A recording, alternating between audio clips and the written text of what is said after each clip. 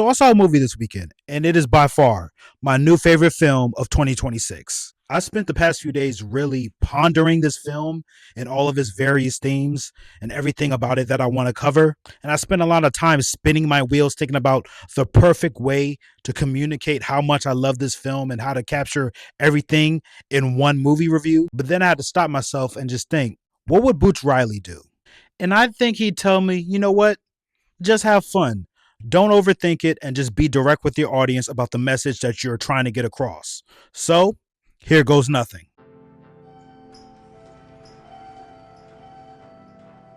I Love Boosters is the latest feature film from the Black Surrealism final boss and one of my favorite black minds in Hollywood today, Boots Riley.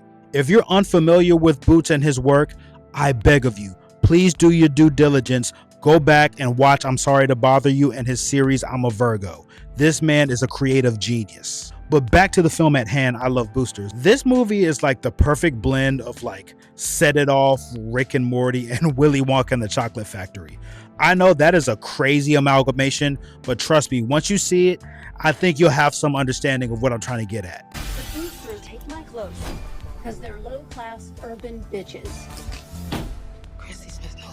Let me run through some quick bullet points. The cinematography, top notch. The costume design, better sweep every award come next award season. And I mean it.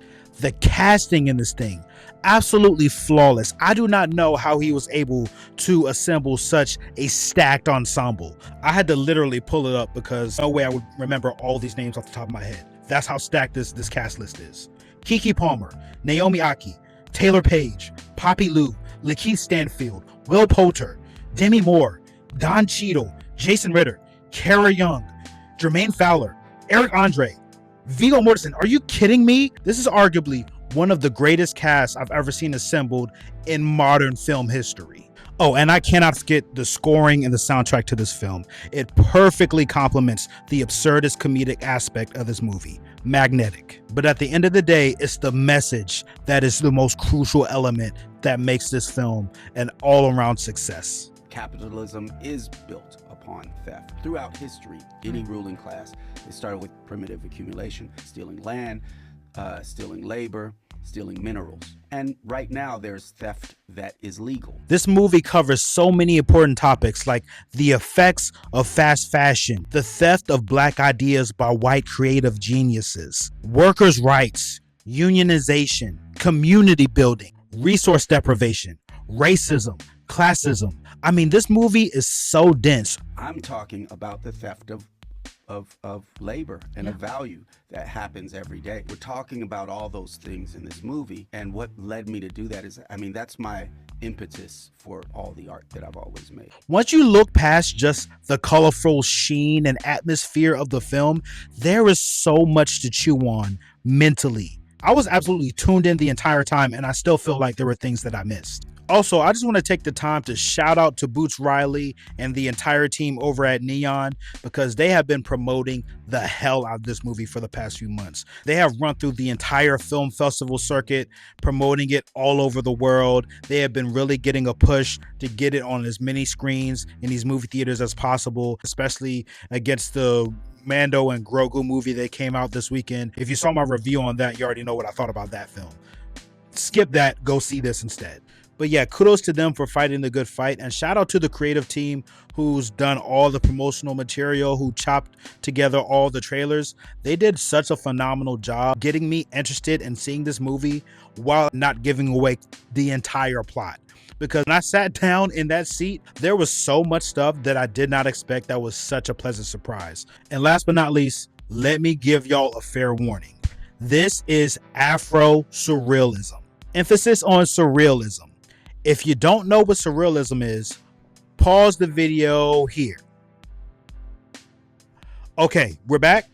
Good. Surrealism. So, in layman's terms, expect some very weird shit, especially all my people of color who, let's keep it a bean, don't really rock with a lot of that weird shit. But I promise you, it is worth it. Be open to it.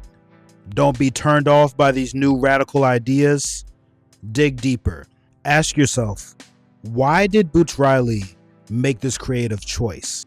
And what is he trying to warn us from with these choices? But yeah, I think that pretty much captures it all. I love this movie. It is easily moved to the top of my list as far as best films of 2026.